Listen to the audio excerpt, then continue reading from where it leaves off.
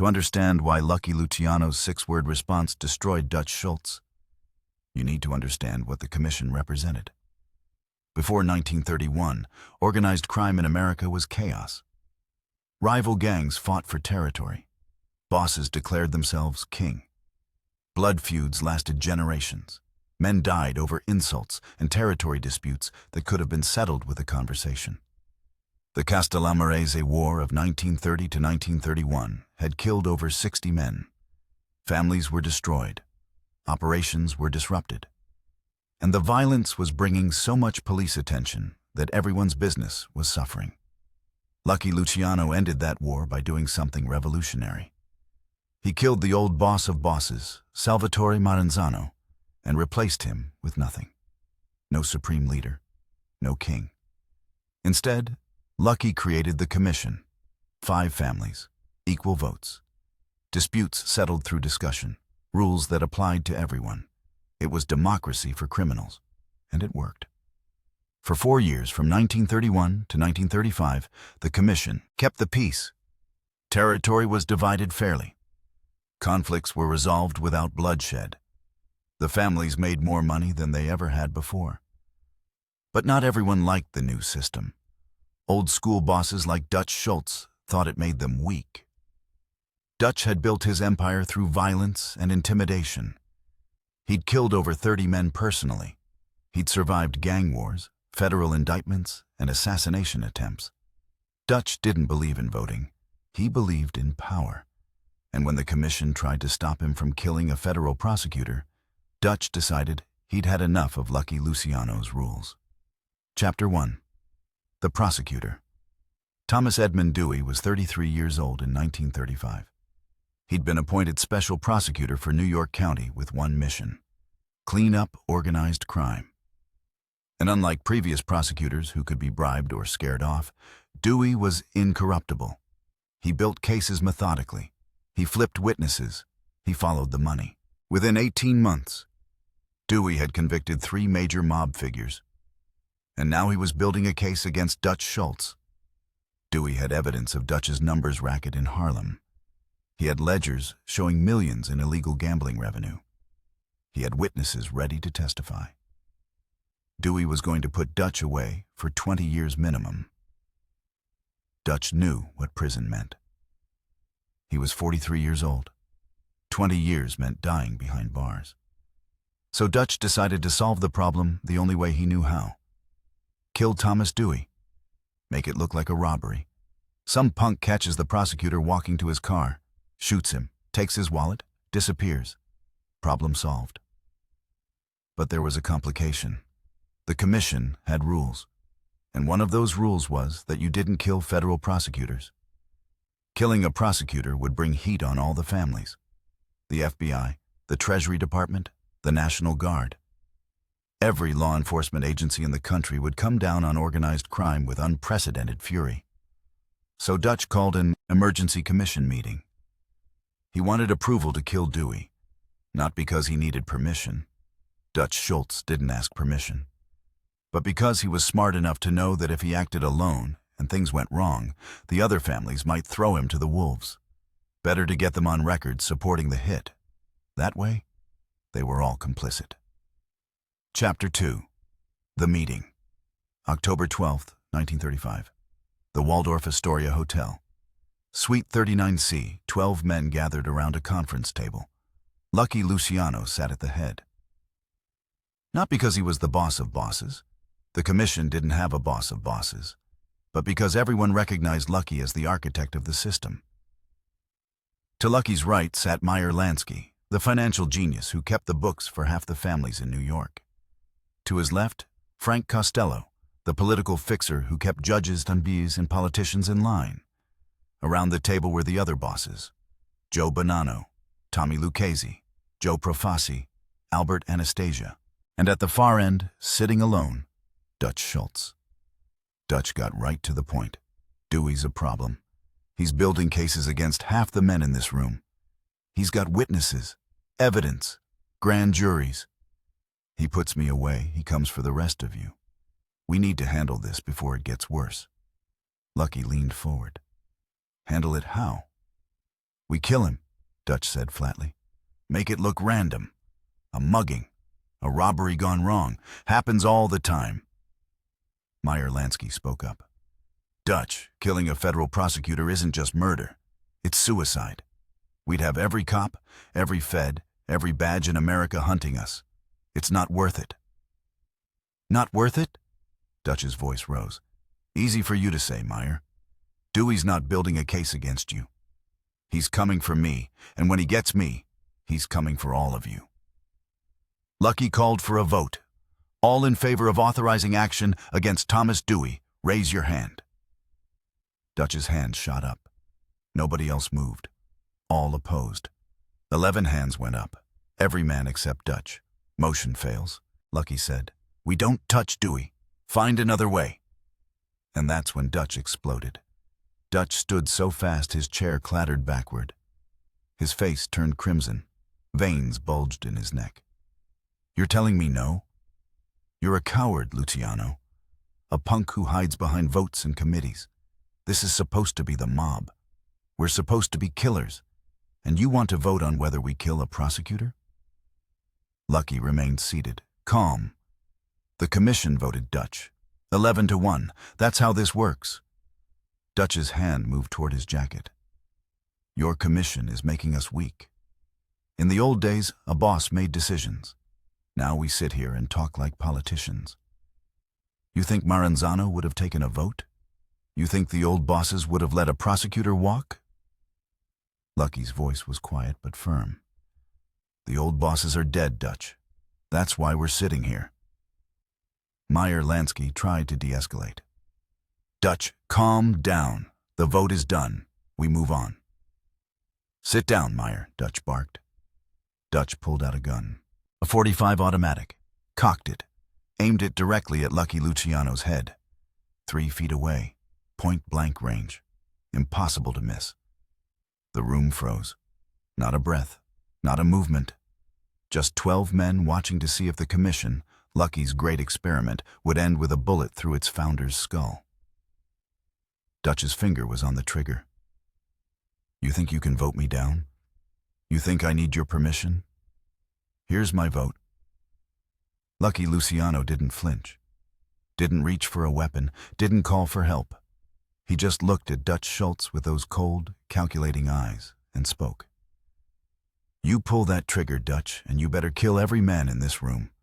Because the second I'm dead, you've got 11 enemies, 11 families, 11 organizations that will spend every dollar, call in every favor, sacrifice every soldier to make sure you die screaming." Dutch's hand wavered slightly. "They work for me." "They work for the commission," Lucky corrected. "That's the whole point. No one man is bigger than the organization. Not me. Not you. You kill me, you're not killing a boss. You're killing the system. And systems don't die with one bullet." Meyer Lansky added his voice. "Put it down, Dutch. You're not thinking clearly. I'm thinking perfectly clear. You all think Lucky's so smart, but he's leading you off a cliff. Dewey's going to put us all away, and Lucky wants us to sit here and take it." "No, I want us to be smart," Lucky said. "You kill Dewey, the government destroys all of us. You kill me, these men destroy you. Either way, you lose. The question is whether you're smart enough to see it." Dutch stood there, gun raised, staring at Lucky. 30 seconds passed. Might as well have been 30 hours. The room held its breath. And then Lucky said 6 words that changed everything. "Meyer, put it to a vote." Lucky turned away from Dutch, turned his back on the gun, pointed at his head, and looked at Meyer Lansky. "Dutch Schultz has just threatened the commission. He's pulled a weapon at an official meeting. He's violated the most sacred rule we have. So let's vote." All in favor of removing Dutch from the commission and stripping him of his territory. Meyer understood immediately what Lucky was doing. Lucky wasn't just diffusing the situation. He was calling Dutch's bluff. If the commission voted to remove Dutch, Dutch would be finished. No protection, no allies. Every family would be authorized to take his territory. Dutch would be alone. Meyer raised his hand. I vote yes. Frank Costello raised his hand. Yes. One by one, the other bosses raised their hands. Yes, yes, yes, until finally, 10 hands were in the air. Only Dutch and one other boss, who was loyal to Dutch, had not voted. Lucky turned back to Dutch. The vote is 10-2, Dutch. You're out.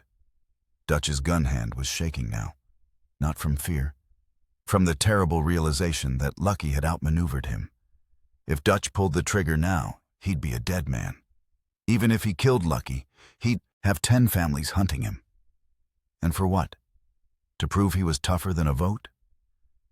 Slowly, Dutch lowered the gun. He didn't holster it, just lowered it to his side. You're making a mistake, Dutch said, his voice hollow. Dewey's going to bury us all. Maybe, Lucky said. But we'll face it together, as a commission, the way it's supposed to work. Dutch looked around the table at the 10 men who'd voted against him. Then he turned and walked out. He slammed the door so hard the chandelier shook. The room remained silent for a long moment. Then Meyer spoke. You know he's going to try to kill Dewey anyway. Lucky nodded. I know. So what do we do? Lucky's answer was simple. Meyer put it to a vote. Chapter 3. The second vote. 20 minutes after Dutch left, Lucky called for another vote. This one wasn't about Thomas Dewey, it was about Dutch Schultz. Dutch has threatened the commission, Lucky said. He's made it clear he won't follow our rules. If we let him kill Dewey, we're not a commission anymore.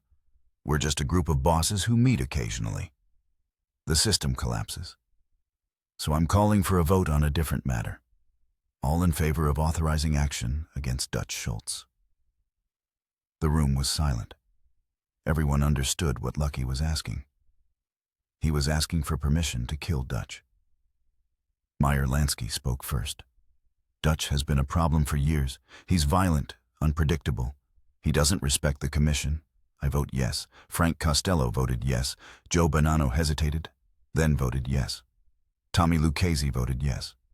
One by one, the votes came in. 10-0. The decision was unanimous. Dutch Schultz would be killed. Not for threatening to kill Thomas Dewey, but for threatening the commission itself.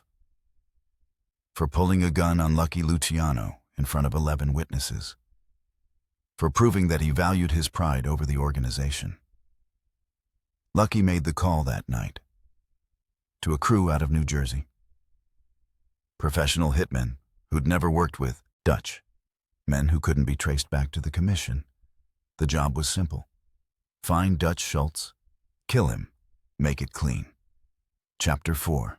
The Palace Chop House. October 23, 1935, 11 days after the commission meeting. Palace Chop House in Newark, New Jersey. Dutch Schultz was having dinner with 3 of his top men. His bodyguard, Lulu Rosenkrantz. His accountant, Otto Berman. His enforcer, Abe Landau. They'd just finished their meal when 2 men walked in through the front door, both carrying shotguns. The shooters didn't hesitate. They killed Lulu first. 1 shot to the chest, then Otto, then Abe. Dutch was in the bathroom. He heard the shots. He pulled his own gun and started to come out, but the shooters were waiting. They fired twice. Both shots hit Dutch in the abdomen. Dutch collapsed. The shooters left immediately, drove away in a stolen car that was found abandoned 3 blocks away. Dutch Schultz died 22 hours later at Newark City Hospital. He was delirious, with fever. His last words were a rambling, incoherent mess about French-Canadian bean soup and lawyers. The police never solved the murder. Officially, it remained an open case. But everyone in the underworld knew who'd ordered the hit. And everyone understood the message. You could challenge Lucky Luciano's decisions. You could vote against him. You could disagree with the commission. But you couldn't threaten it. You couldn't pull a gun at a meeting. You couldn't call Lucky a coward in front of Meyer Lansky and Frank Costello and the other bosses. Because the moment you did that, you weren't challenging a man. You were challenging the system, and the system would destroy you. Chapter 5. The Legacy. Thomas Dewey continued his prosecutions. He never knew how close he'd come to death in October 1935. He went on to become governor of New York, ran for president twice, and died peacefully in his bed at age 68. The commission survived Dutch Schultz's challenge. In fact, it became stronger. Because Dutch's death proved that the commission wasn't just talk. It had teeth. It could enforce its rules, even against powerful bosses. Lucky Luciano went to prison in 1936 on prostitution charges. But even from prison, he ran the commission, made decisions, directed operations. The system he'd built was bigger than any one man, even him. And Meyer Lansky, the man who'd sat next to Lucky when Dutch pulled the gun, went on to become the most successful criminal financier in American history. He died in 1983 at age 80. Natural causes, surrounded by family, because Meyer understood something Dutch never learned. In the underworld, you don't survive by being the toughest. You survive by being smart enough to know when to put things to a vote. The night Dutch Schultz called Lucky Luciano a coward became legend. Not because of the insult. Insults were common. But because of Lucky's response. 6 words. Meyer put it to a vote. Those 6 words proved that Lucky didn't need to fight Dutch. He just needed to remind everyone in that room that they'd already agreed to the rules. And once you agree to the rules, you're bound by them. Dutch Schultz tried to break those rules with a gun. Lucky Luciano defended them with a vote. And 11 days later, Dutch was dead in a chop house in Newark. The commission lived on for decades, and every boss who came after learned the same lesson. Real power doesn't come from violence. It comes from building a system that's bigger than any one person's ego. Lucky Luciano built that system, and Dutch Schultz died because he couldn't understand it.